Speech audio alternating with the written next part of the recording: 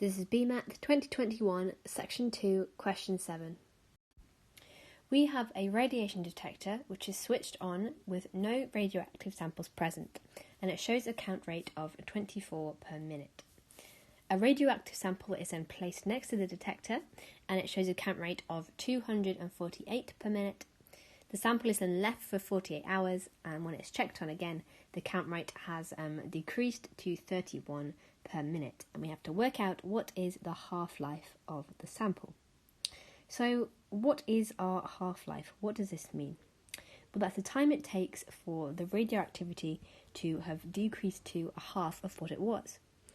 And how might we write an equation or something to calculate our half-life?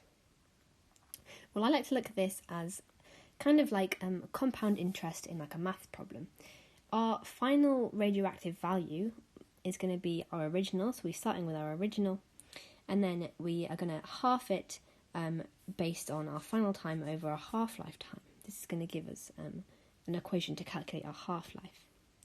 So let's work out these variables. If we start with our final count rate, we know that's 31, but we have to take into account that this also includes our basal detection rate. So we have to take away 24 from this number. We get a final radioactive count of 7 counts per minute. And if we do the same to our original, so taking our 248 and decreasing it by the basal amount, we get a radioactive value of 2 to 4 counts per minute. So now we can put this into our equation. So 7, which is our final, equals 224 times a half over 48, which is the number of hours we've left it over our half-life time. So let's simplify this down a bit. 7 divided by 244 equals a half to the power of 48 over t to the half. I can simplify this down by just dividing the top and the bottom by 7. We get 1 over 32 equals a half to the power of 48 over our half-life. Now, where can we go from here? What do these two sides have in common? Well, they both can be put to a half to the power of something.